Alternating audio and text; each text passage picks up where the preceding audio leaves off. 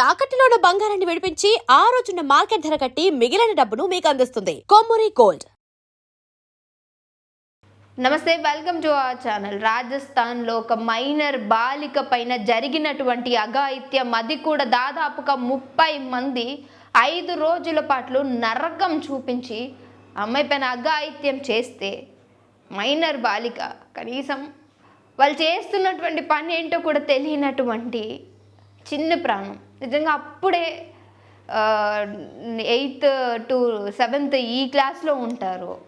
అసలు ఏం జరిగిందంటే సినారియోని ఫస్ట్ తప్పు ద్రోవ పట్టించేటువంటి క్రమంలో కొన్ని విషయాలు అయితే వెలుగులోకి వచ్చాయి. దాదాపుగా తను ఇంట్లో గొడవ పడి ఆ నియర్ బై అంటే పరిసర ప్రాంతాల్లో ఉన్నటువంటి ఏదో ఒక ప్రదేశంలో ఉందాము, వాళ్ళు ఇంకా నాకు వద్దు అంటే, ఎందుకంటే ఇప్పుడున్నటువంటి జనరేషన్ పిల్లల్లో కనీసం కొంచెం కూడా పేషెన్స్ లెవెల్స్ అని లేకపోవడమే దీనికి ప్రధాన కారణంగా తెలుస్తూ ఉంది. ఇదే క్రమంలో చూసుకుంటే అమ్మాయి కూడా వాళ్ళ అమ్మ నాన్నతోటి గొడవ పడి ఇంట్లోంచి బయటకు వచ్చి ఓ ఆటో అంకుల్ని పట్టుకొని, ఆ దరిద్రుడు నిజంగా వాడికి కూడా ఇంట్లో పెళ్ళము పిల్లలు ఉండేడుస్తారు కదా, ఇది నిజంగా ఒక ఇండియన్ సిటిజన్ అంటే చాలా మందికి అంటే చాలా దేశాల్లో రెస్పెక్ట్ ఉంటుంది. అలాంటి రెస్పెక్టబుల్ అయినటువంటి ఈ దేశాన్ని పరువే తీసేస్తున్నారు ఇలాంటి ఎదపలు. నిజంగా కుక్కలు అని చెప్పొచ్చు, కుక్కలతో కూడా ఇలాంటి వాళ్ళని పోల్చకూడదు. దేనికంటే వాటికి కూడా విశ్వాసం అనేది ఉంటుంది. దాన్ని ఒక 2 రోజులు పాలు పోస్తే లేదా 2 రోజులు బిస్కెట్ ఇచ్చావు అని అంటే నీ వెనకే తిరుగుతుంది. నిన్ను ఎవరైనా ఏదైనా హామ్ చేయడానికి వస్తుంటే పైకి లేచి ఇలా అరుస్తుంది. అది అలాంటిది ఒక మనిషికి మానవత్వం ఉన్నటువంటి వాల్యూస్ తెలిసినటువంటి, అది కూడా ఒక తండ్రి పొజిషన్లో ఉన్నట్టు ఇలాంటి ఎదవకి నిజంగా చిక్కినట్టుంది అమ్మాయి. గొడవపడి వచ్చి మరి ఏం చెప్పిందో తెలీదు ఆటో ఆయనతోటి. వీడికి ఇంకేమైనా చెప్పుంటుంది అయితే, ఇంట్లో గొడవ పడినా నాకు ఏదైనా మంచి ప్లేస్కి తీసుకెళ్ళండి అంకుల్, అక్కడ నన్ను వదిలేయండి అని, లేకపోతే ఇంకేదో లేదా. ఎందుకంటే చిన్నపిల్లలు గట్టి వాళ్ళు ఏం మాట్లాడతారు ఏంటి అనేది వాళ్ళకి అర్థం కాదు. ఎవరితో ఏం మాట్లాడాలి, ఎవరికి ఏం చెప్పాలి అనేది తెలియనటువంటి ఒక మైండ్ స్టేట్లో ఉంటూ ఉంటారు వాళ్ళు, ఒక కన్ఫ్యూజింగ్ స్టేట్లో ఉంటూ ఉంటారు. ఇలాంటి క్రమంలోనే చేసినట్టు అమ్మాయి మరి ఏం చెప్పింది తెలీదు కానీ, వీడు తీసుకెళ్ళి హోటల్ వరకు తీసుకెళ్ళి, నువ్వు ఇక్కడ ఉండు, మీ అమ్మ నన్ను తర్వాత వస్తారు, లేదు అని అంటే నీ కోపం తీరినాక వెళ్ళిపోదు అమ్మ, ఇక్కడైతే నీకు ఫోన్ ఇస్తారు, మంచి వైఫై ఫెసిలిటీస్ ఉంటుంది, నిన్ను ఎవరు క్వశ్చన్ చెయ్యరు, నువ్వు నీకంటూ నీ రాజ్యాన్ని నువ్వే ఏలొచ్చు అనే విధంగా కొన్ని మాయ మాటలు చెప్తే, నిజమే కదా నన్ను ఎవరు ఏమనుకోరు అనేటువంటి సిచ్యువేషన్లో ఆల్రెడీ కన్ఫ్యూజింగ్ స్టేటస్లో ఉన్నటువంటి ఈ అమ్మాయి ఆయన మాటలు నమ్మి హోటల్లోకి వెళ్తే, ఆ హోటల్ వాళ్ళకి దారుణంగా చిన్న పిల్లని కూడా చూడకుండా అతి దారుణంగా అక్కడ అమ్మేస్తే, ఒకలా ఇద్దరు ఆల్మోస్ట్ దాదాపుగా 30 మంది అఘాయిత్యం చేస్తే అసలు ఏం జరుగుతుందో తెలియదు. ఎందుకు బయటకు వచ్చానా అనే కన్ఫ్యూజింగ్లో ఉండుంటుంది. సారీ, అసలు దీని గురించి ఎమోషనల్ అవ్వద్దు అనుకుంటున్నా, వీడియోస్ చూస్తుంటే కంట్రోల్ అవ్వట్లా. అమ్మాయి బెడ్ పైన ఏడుస్తున్నటువంటి సీన్ కళ్ళ ముందే కదులుతూ ఉంది. ఇదే క్రమంలో ఎంతమంది మాట్లాడినా సరే అతన్ని తీర్చలేరు. కనీసం అమ్మాయి ఒక మైనర్ బాలికని అఘాయిత్యం చేసిన రోడ్డు మీద కట్టేసి కొడుతున్నా జాలి రావట్లా, అంత దారుణంగా తన్నుతున్నా జాలి రావట్లా. ఎందుకనంటే చేసిన పని చిన్నది కాదు. ఓ దొంగతనమో లేకపోతే ఒకరిని కొట్టడమో లేదంటే ఒకరి పైన అటాక్ చేయడము ఇలాంటివేమి కాదు. కూతురు, చెల్లి, అక్క, తల్లి వరుసతోటి ఉండేటువంటి ఓ మైనర్ బాలికని ఎంతమంది కలిసి కనీసం అమ్మాయికి మాట్లాడేటువంటి ఓపిక కూడా లేదు. ఎంత దారుణంగా డాక్టర్లు సైతం ట్రీట్ చేసిన వాళ్ళు కళ్ళల్లో నీళ్ళు వచ్చాయనంటే అక్కడ ఎంత దరిద్రమైన సిచ్యువేషన్ అమ్మాయి ఫేస్ చేసింది అనేది కొన్ని మూవీస్లో ఉంటుంది. ఒక హిందీ మూవీలో కూడా ఉంటుంది. తను వాళ్ళు చేసినటువంటి, కాకపోతే అక్కడ 2-3 ఉంటారు. అమ్మాయికి మళ్ళీ పెట్రోల్ పోసేసి అమ్మాయిని అంటించే క్రమంలో ఈ హీరో వెళ్ళి కాపాడదామని అనుకుంటాడు.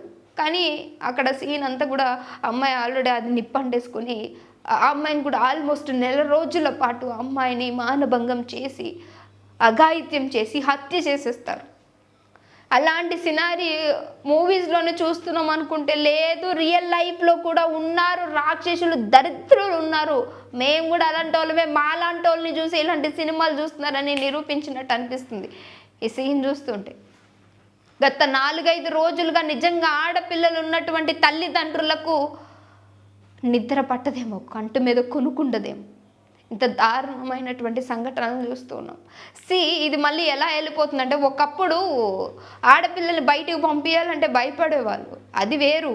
కానీ ఇప్పుడు వచ్చేటువంటి ఇంకా జనరేషన్లో కలికాలం అంటూ ఉంటారు కదా, ఈ కాలంలో అమ్మాయిలు బయట పంపిస్తే ఇవే జరుగుతుంది, ఎవరైనా సరే అనే విధంగా ఉంది. సో అలా అని చెప్పి అందరూ ఒకే విధంగా ఉంటారనేటువంటి కాన్సెప్ట్తో మాట్లాడటం కాదు.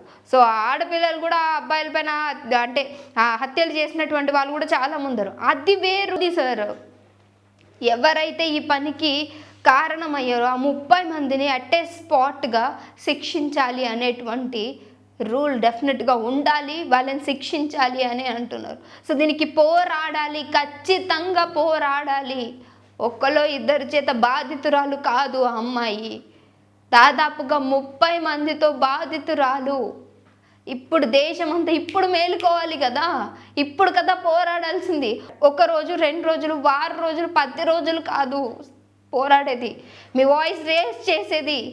దీనికి న్యాయం జరిగేంత వరకు ఆ 30 మంది కనీసం ఈ లోకంలో ఇంకా లేరు అని తెలిసేంత వరకు పోరాడాలి కదా. వాళ్ళ కోసం చట్టాలు రావాలి, మానవ హక్కులు మాట్లాడాలి, ముందుకు రావాలి. ఇదంతా కాదు కదా మ్యాటరు.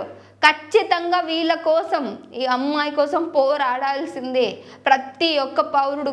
నేను అదే అనుకుంటున్నాను. ఎందుకంటే అలా కనుక చేస్తేనే వీళ్ళకి ఫాస్ట్గా ఏదైతే శిక్ష అనుకుంటున్నారో అది పడుతుంది. వీళ్ళని జైల్లోకి తీసుకెళ్ళి మేపి వాళ్ళకి కావాల్సిన ఫుడ్లు పెట్టి సెలవులకి ఇది చేసి వాళ్ళని అటు పంపించి వీళ్ళకి బెయిల్ ఇస్తున్నా సరే, ఎవడైతే వీళ్ళ కోసం ఏ లాయర్ అయినా వకీలు కనుక తీసుకొని మాట్లాడితే వాడిని వేయాలి ఫస్ట్ జైల్లో.